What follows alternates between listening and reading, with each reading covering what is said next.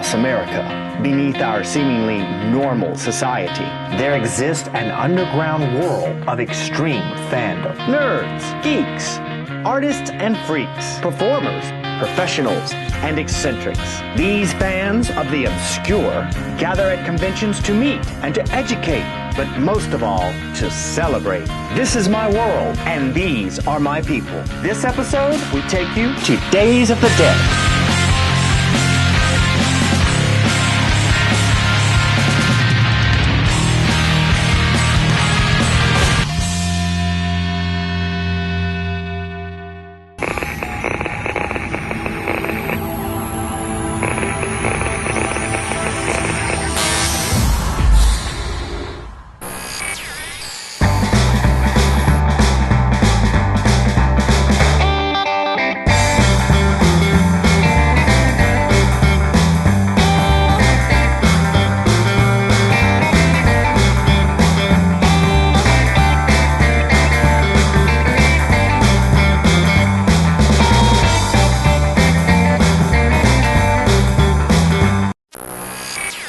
We're here at the Days of the Dead, and we're at the hearse judging contest, and we're talking to one of the entrants. And your name is, sir? Nick. Nick. So tell us a little bit about your car. Where'd you first get this thing? From a friend of mine. It's an 85 Cadillac Fleetwood. Who did this paint job? That's actually fresh. I did that this morning. Yeah? Did you with your chainsaw?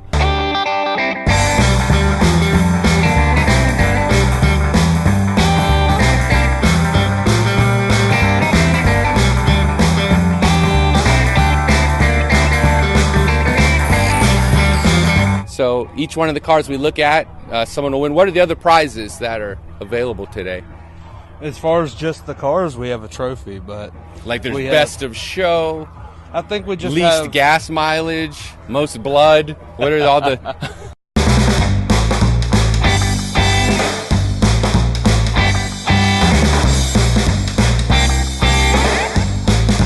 All right, we're talking today to the president of the Dead Ends Hearse Club. And your name is, sir? Ryan Ricks. Have you ever been asked to actually be in a funeral? Maybe someone trying to get a discount? We have, actually. Our founder, Chris DeGanchi, his stepfather passed away about a year ago, and 3 of us were in the procession from the funeral home to the cemetery. That would be fantastic. I think when I die, I just want 20 hearses. Everyone who comes to my funeral will have to drive a hearse. That would be beautiful. Maybe your funeral would be more appropriate. It could, yes.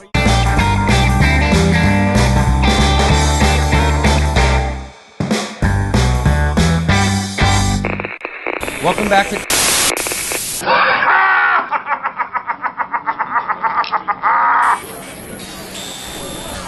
I'm here with the myth, the man, the legend, Circus Envy, MC of Days of the Dead. What's up, scary pups? I'm here in Atlanta with the first convention, horror convention. We have Dragon Con, but, you know, who wants to see Leonard Nimoy when you like blood and guts and gore, right? So, how did you come about even getting an interest in the horror genre? Were you born with it? Were you a disturbed child? Or is this something that developed? I do believe there is a scientific study about some type of recessive gene. No, actually, my brother was a horror fanatic, terrorized me. He used to chase me with a CPR mannequin. And then I went to Christian school and was traumatized by the one creepy uncle with a little wilted hand. And from that, I became a horror fanatic. What do you think brings others into it? Do you think it's a similar experience, that they're frightened, or there's something that disturbs them and they find out they like it? And they I think there's a couple of different things. I think that adrenaline, you look at any type of thrill ride at amusement parks or what have you, it's all about adrenaline. Humor, sex, and horror, tends to get the adrenaline pumping. I also think, it's odd that horror fans are also very typically the most compassionate people, and maybe this is their way of containing, something making the atrocities of the world tangible. That's my psychological take deep, on man. it. Yeah, very deep for an evil clown. This doesn't entail rubber gloves, does it? It may. Okay, awesome. Yeah, cool. So this is actually the second time that Days of the Dead has happened. The first one was in July in Indianapolis. Yes. Yeah, well, the turnout, I think, is fantastic. For only the second con, it's amazing. The guests are fantastic. I mean, you really have a great lineup. And just everything that you put together is really amazing for it only being the second one. Well, thank you. We tried to give it some local flavor. I'm an Atlanta resident, so I really wanted to see more horror, more horror venues here. And we have Netherworld, Little Five Points, a lot of different things that cater to the horror crowd. So it's I think this was just the next biggest thing, as well as Dragon Con. But again, there's just not that niche for horror. And I know that you can't smell him on television, but he smells of pink cotton candy, Xanax, vodka, and a tinge of maybe blood, maybe a little bit of blood. That's about accurate.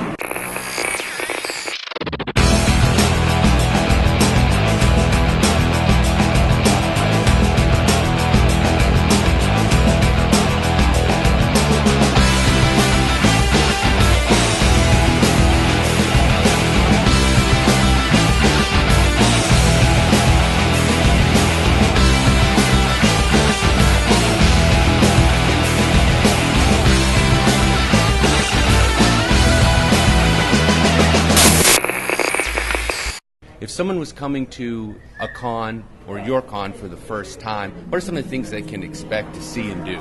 You know, I think Days of the Dead, there's a certain flavor about it that other horror conventions don't have. And again, not to tout our own horns, but I think it's definitely something that the fans bring. I can go ahead and set up celebrities, and we can set up vendors, and we can set up, events just like every other show. But that X factor, that sort of ingredient that you can't buy, you can't, control, is the fans. And it's something about this show where, I don't know what it is, but it's just the fans come out, they're in costume, they're partying till all hours of the night, they're being very enthusiastic about the show. They're just, they're providing that lifeblood for the convention. And again, it's not something you can manufacture. It's not something that, we can go ahead and supply. It's, the people coming in to enjoy the show, they supply that energy, and that's the one incredible thing that I think that we have that other conventions don't have. And like, anything can happen. And if you've been hanging out this weekend, you definitely know anything can happen. So originally I wasn't going to interview this guy because I heard he's a pretty big dick. But what the hell? What's your name, sir? Peter Mann. Peter Mann. Yes, sir. Fantastic. And are you a zombie hunter? What's your deal? Why the shotgun? I'm just a big dick, and I've been shooting blanks for a while, so I figured, I'd shoot something for real. And, these are, let's get a look at these down here. Can I try and lift one of those? Sure. You mind? You're not going to go off, are you? No. It takes a little while. Wow. This guy's got some balls.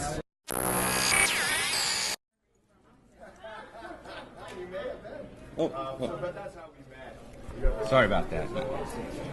We're here today with Corpsey, president, editor, founder of Girls and Corpses magazine.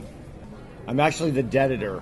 I'm the deaditor in chief. Of It's course. very important. Of course. You got to learn all the terminology. Wow. I know. It's tough. Probably you've been asked this a million times, but why Girls and Corpses? Well, why not? I mean, if you think about horror movies, first of all, they all have beautiful women, and then they have dead bodies in them. Usually it's the girls, they take their top off, and then they get their head cut off. In our magazine, the girls are alive, young, vital, and the corpses are all dudes, and they're dead. So it is about women empowerment. It is a newsstand magazine. We're in the U.S. and Canada. We're also translated into German and sold in Germany. It is a crazy, fun sort of Maxim meets Dawn of the Dead meets Mad Magazine. And there's beautiful art, and, we all have, fold-outs and all the issues. And this one has Gilbert Gottfried in it. Oh, fantastic. And Gilbert, we shot under the ice because, he had a little problem when he made a tsunami joke, so we decided to kill him. I do remember that. We killed him in this issue. we are a comedy magazine about death. So this is about as over the edge as you possibly can get. But we do this without nudity. There's no nudity in the magazine. We don't need it because the magazine's extreme as it is. Right. And, the corpses, though, are the corpses nude. are real. Are nude as well. Some of them, right? Some of them. This is a Chinese corpse. And then we photograph them in the magazine. We have to shoot very quickly because it starts to smell under the lights. And we get girls from all over the world. What's fun also is, I know, it's like beef jerky. Yeah, I thought you were kidding. That really is real. It is real. Amazing. Yeah, it is real. I thought you now, were joking. Days of the Dead, I think, is one of the very best conventions I've ever gone to. It's run by Adolfo Dordo and Bill Philpott. And what's fun is I get to run this beauty pageant that I host. Right. And I call it, the Miss Dead pageant.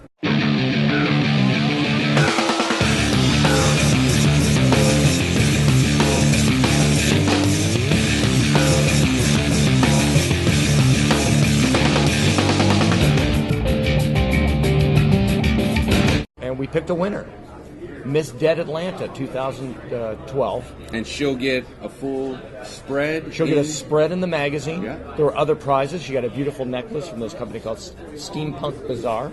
And we had prizes, people signed things. It was really fun. I walked around with a bag. It's a great scam if you want to get free shit. So one of the great parts of a convention is seeing all the great vendors and things that they have for sale. So what we're going to do is take a look at some of the vendors. Sir, I need to see some identification, please. What? I need to see some identification. This is not the con you're looking for. This is not the con I'm looking for. You can go about your business. Thank you. What's up, scary pups? This is Circus Envy. Watch. It'll make you tingle in all your chafy places.